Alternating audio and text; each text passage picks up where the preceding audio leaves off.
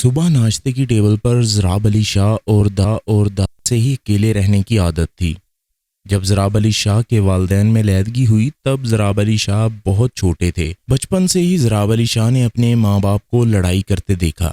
جب بھی وہ لڑتے ضراب ڈر کر اپنے دادا جان کے پاس آ جاتا یا اپنے آپ کو کمرے میں بند کر لیتا۔ ضراب علی شاہ کے والد صاحب ضراب کی پیدائش سے پہلے ہی کسی دوسری عورت کی محبت میں گرفتار ہو گئے تھے۔ گھر کے بڑوں کے لاکھ سمجھانے پر بھی وہ باز نہ آئے، جس کی وجہ سے ضراب علی شاہ کی والدہ نے ضراب کی پیدائش کے بعد اپنے شوہر سے علیحدگی اختیار کرنے کا سوچ لیا، لیکن ضراب علی شاہ کے چھوٹے ہونے کی وجہ سے وہ جلد الگ نہیں ہو سکے۔ ان دونوں کو 5 سال تک انتظار کرنا پڑا۔ اس ٹائم میں ان کی آئے دن لڑائی اور بحث رہتی تھی، جس کا اثر ضراب علی شاہ کی زندگی پر ابھی تک تھا۔ 7 سال کی عمر میں ضراب علی شاہ کے والدین میں علیحدگی ہو گئی، پر دونوں میں سے کوئی بھی ضراب کو ساتھ رکھنے کے لیے تیار نہ تھا۔ اسی وجہ سے ضراب علی شاہ بچپن سے اپنے دادا کے پاس رہتا۔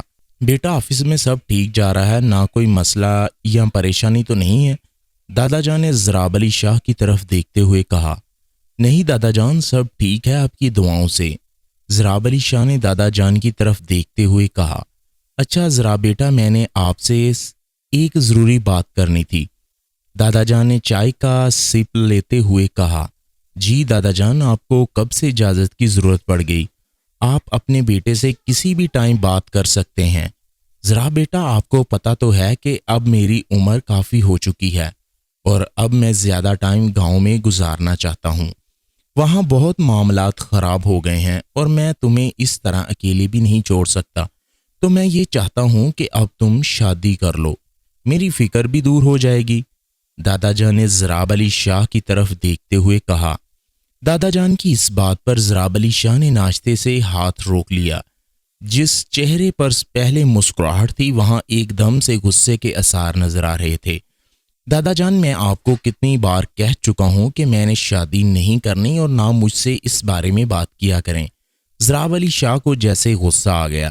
بیٹا میری بات کو سمجھو، ابھی دادا جان کچھ اور کہتے ضراب علی شاہ ناشتے کی ٹیبل سے اٹھ گیا۔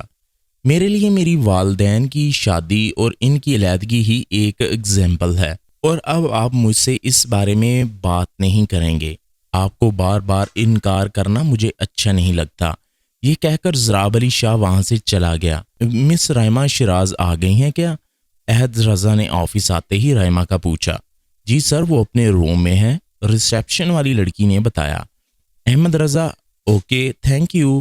احمد رضا سیدھا رائمہ کے روم میں چلا گیا، جہاں رائمہ پین سے پیپرز پر لائن لگا رہی تھی۔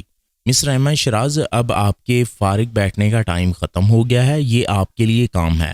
آپ نے کمپنی کی تفصیل نکالنی ہے اور ان کا ایک ایونٹ ہے، اس کے ڈیزائن بنانے ہیں۔ کوئی مشکل کام تو نہیں ہے نا؟ احمد رضا نے رائمہ کی طرف دیکھتے ہوئے کہا۔ نہیں سر، میں مکمل کر لوں گی، رائمہ نے تمام پیپرز کو دیکھ کر کہا۔ اگر کوئی بات سمجھ نہ آئے تو آپ ضراب سے یا مجھ سے پوچھ سکتی ہیں۔ احمد رضا رائمہ کو یہ کہہ کر چلا گیا۔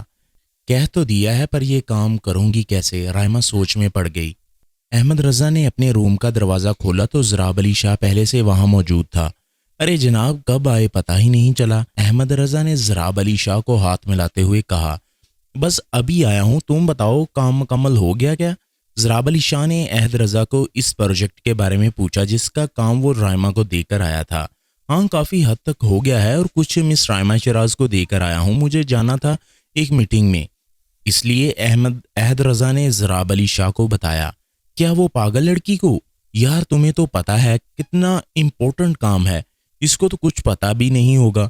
ضراب علی شاہ نے پریشانی سے احد رضا کو کہا۔ کچھ نہیں ہوتا، میں نے کہہ دیا ہے، اگر اسے کوئی بات سمجھ نہ آئے تو مجھ سے پوچھ لے۔ اب میں نکلتا ہوں، مجھے دیر ہو رہی ہے۔ یہ کہہ کر احد رضا آفس سے نکل گئے۔ رحمہ جو کافی دیر سے کام میں بیزی تھی اور پریشان بھی، کیونکہ اسے کچھ چیزوں کی اسے سمجھ نہیں آ رہی تھی، اس نے وہ سارے پیپرز اٹھائے اور ضراب علی شاہ کے روم کی طرف چلی گئی۔ رحمہ پیپرز کو دیکھتے ہوئے اندر جانے کے لیے جیسے دروازہ کھولا، دوسری جانب ضراب علی شاہ نے دروازہ کھول دیا، جس سے دونوں کی ٹکر ہو گئی۔ سارے پیپرز گر گئے۔ رحمہ نے سارے پیپرز جو اب زمین پر بکھرے پڑے تھے دیکھتے ہوئے کہا۔ محترمہ، آپ کو شاید نظر نہیں آتا، اللہ نے آنکھیں آگے دیکھ کر چلنے کے لیے دی ہیں۔ ضراب علی شاہ نے غصے سے رحمہ کی طرف دیکھتے ہوئے کہا۔ سوری سر، میں نے دیکھا نہیں، رائما نے گھبراتے ہوئے کہا۔ او میڈم اپنی غلطی مانتی بھی ہیں اور سوری بھی؟ آج تو کمال ہو گیا۔ ضراب علی شاہ نے کوئی موقع ہاتھ سے نہیں جانے دیا اور اس دن گاڑی کا بدلہ لے لیا۔ رحمہ سر جھکائے کھڑی تھی، اسے پتا تھا کہ غلطی اس کی ہے۔ اب آپ پیپرز کو اٹھائیں گی یا کسی کو بلوائیں؟ ضراب علی شاہ نے پھر طنزیہ انداز میں کہا۔ نہیں سر، میں اٹھا لیتی ہوں۔ رحمہ نے سارے پیپرز کو اکٹھا کیا۔ کسی کام سے آئی تھی؟ کیسے کام سے آئی تھی آپ؟ اندر آ جائیں۔ ضراب علی شاہ یہ کہہ کر دوبارہ سیٹ پر جا کر بیٹھ گیا۔ جی بتائیں، کس کام سے آئی تھیں آپ؟ ضراب علی شاہ نے رائما کو دیکھتے ہوئے کہا۔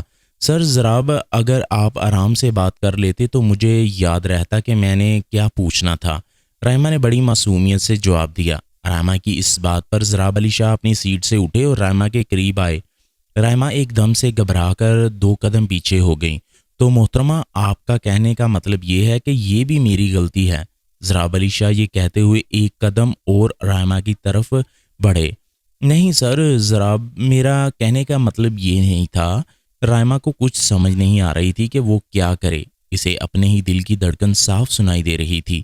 میری طرف دیکھ کر بتائیں آپ کا کیا مطلب تھا؟ ضراب علی شاہ جو رائما کو بڑے غور سے دیکھ رہا تھا بولا۔ رائما نے منہ اوپر کیا تو ضراب علی شاہ کی نظریں اسی پر تھی۔ رائما مشکل ہی ضراب علی شاہ کو دیکھ پائی۔ اس کی بڑی بڑی آنکھوں میں عجیب سی چمک تھی۔ سر ضراب، ان کی سمجھ نہیں آ رہی تھی تو اس لیے آپ سے پوچھنے آ گئی تھی۔ رائما نے جلدی سے وہ پیپرز ضراب علی شاہ کے سامنے رکھ دیے۔ ہاں اچھا۔ ضراب علی شاہ نے وہ پیپرز رائما کے ہاتھ سے پکڑے اور رائما کو بیٹھنے کے لیے کہا۔ کبھی آپ نے زندگی میں اپنی کوئی غلطی مانی ہے کیا؟ ضراب علی شاہ نے رائما کی طرف آنکھوں میں دیکھتے ہوئے کہا۔ ایسی بات نہیں ہے سر، آپ مجھے اب شرمندہ کر رہے ہیں۔ رائما جو پہلے گھبرائی ہوئی تھی بات کو ختم کرنے کے انداز میں بولی۔ اچھا، جو بات آپ سمجھنے آئی ہیں یہ آپ کو وزٹ پر ہی پتہ چلے گا۔ آج ہم نے ایک ایونٹ پر جانا ہے، آپ بھی ساتھ ہوں گی تو تب آپ کو سمجھا دوں گا۔ ضراب علی شاہ نے رائما کو کہا۔ سر کون سا وزٹ؟ آپ نے پہلے تو بتایا نہیں ہے، میں گھر بتا کر آتی کہ آج دیر ہو جائے گی۔ رائما نے پریشانی سے کہا۔ دیکھیں محترمہ، یہ ایک ایونٹ مینجمنٹ کی کمپنی ہے، یہاں یہ سب چلتا رہتا ہے۔ آپ کو یہاں آنے سے پہلے سوچنا چاہیے تھا، اور اب اگلی بار آپ سے پوچھ کر کوئی وزٹ رکھ لیں گے۔ ضراب علی شاہ نے رائما کی طرف دیکھے بغیر کہا۔ سر میرا یہ مطلب نہیں تھا، میں تو… رائما کچھ کہتے ہوئے رک گئی۔ اوکے سر، کوئی مسئلہ نہیں مجھے جانے میں، یہ کہہ کر رائما وہاں سے چلی گئی۔ پاگل لڑکی، ضراب یہ کہہ کر مسکرا دیا۔ اب یہ کیا بات ہوئی کہ ساتھ جانا ہے؟ رائما اپنے روم میں داخل ہوتے ہوئے کہا۔ لیکن قصور میرا بھی ہے، جب ایسی کمپنی میں جاب کروں گی تو جانا ہی پڑے گا۔ ہیلو امی، رائما نے گھر کال کی۔